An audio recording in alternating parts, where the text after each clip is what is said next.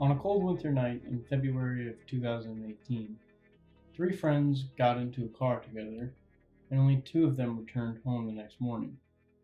This is the case of Lizette Andrea Cuesta. Three friends decided to hang out one Sunday night in February of 2018. They all piled into a car. The friends Daniel Gross, Melissa Leonardo, and Lizette Cuesta all knew each other from working together at Carl's Jr. in Tracy, California. Gross and Leonardo were dating. Cuesta seemed interested in Daniel while they worked together.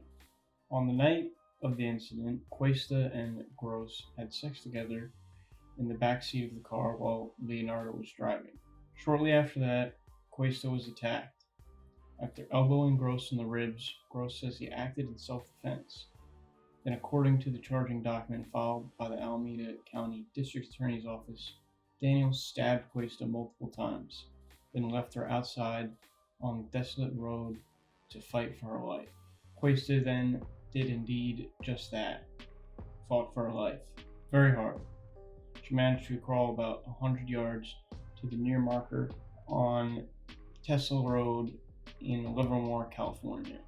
Then she was spotted by Richard Lodeholt and his three co-workers who were carpooling to an early morning UPS shift when they came across Cuesta's body.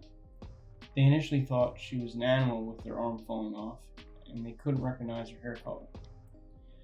California Highway Patrol officers and paramedics rushed onto the scene and flew Cuesta to the Eden Hospital Trauma Center in Castro Valley, but it was too late. Cuesta passed away from her stab wounds and injuries at 4:30 a.m. Friends and family of Cuesta described her as bubbly and genuine. Cuesta graduated from Silver Creek High School in San Jose in 2016 and attended San Jose City College. Her family moved to Troy, California just 3 months before her murder. In the last few hours of her life, she helped authorities catch her murderers by providing pertinent information on her attackers by naming them to the guys who rescued her, constantly repeating the name Melissa Leonardo. Gross and Leonardo were arrested later that day in the afternoon, less than 12 hours after Cuesta was found that night.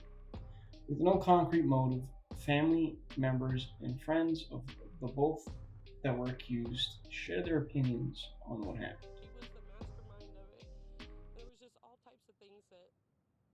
Were said and done, and I didn't put two and two together. If I had, that girl would probably still be alive.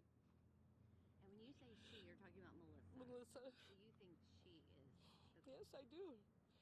Because when Lizette started working there a couple months ago, I don't know how long, it was like two and a half months ago, she adored Daniel, and she didn't hide it or whatever. Everyone at her work knew that she liked Daniel, and she couldn't help it. And he's just that type of person. He's a likable boy. And I know if it wasn't for her, he wouldn't have done it. She's just as guilty as he is. And I think she's the one that did it because of her jealousy. I wake up with nightmares thinking what that girl went through.